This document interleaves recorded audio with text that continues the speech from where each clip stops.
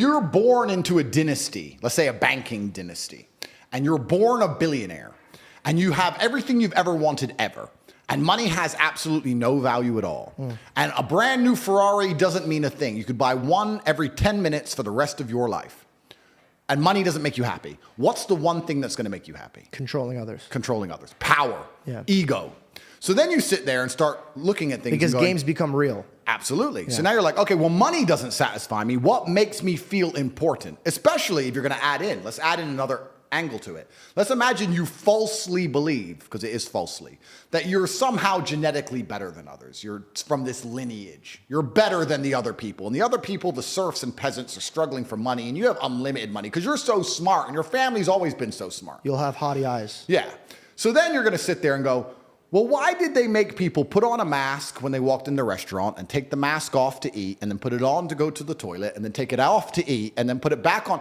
Because I have I'll tell you why, because it's funny. You think it's just because it's funny? Because it's an ego, because it's ego. People who are in charge of the world are completely, like you said, broken. There are broken people. Money can't satisfy them.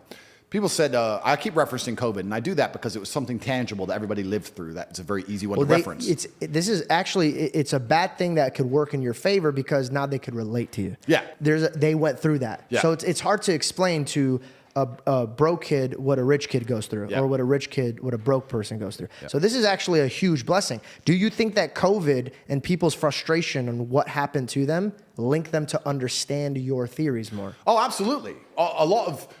When I was saying during COVID about the Matrix, everyone called me crazy. And by the end of COVID, a lot of people were like, Andrew, you nailed it, day one. Because I don't think many people understand, because I wasn't nearly as famous then, but the videos exist on the internet.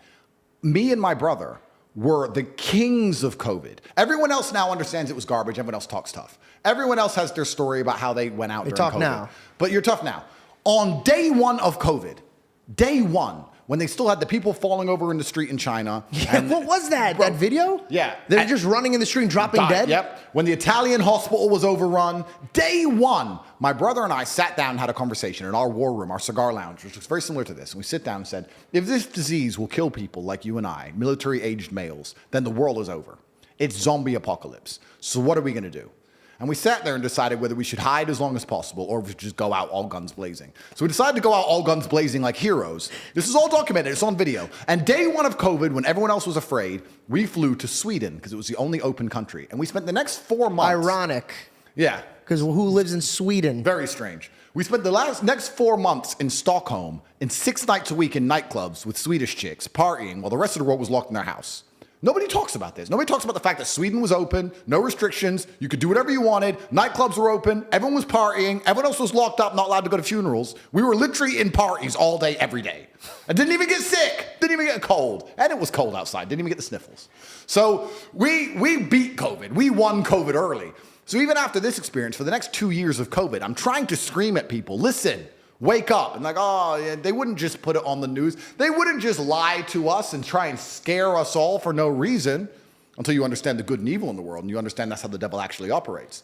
But the point I was going to make earlier about talking about how these people are broken and money doesn't satisfy them, people often say, COVID was just for money. And I say, that's actually a very optimistic view of the world. It wasn't just for money. It was for something far worse. They have money. They print money. Yeah. They make money. They are the money. When I found out about I just learned about how they print money. I literally could not believe it. Oh yeah, money's not real. For 3 days, I'm sitting around, so I'm like, what the fuck is this? So they could just print this shit? Money is not real. It's not real. They just print it. It's not real.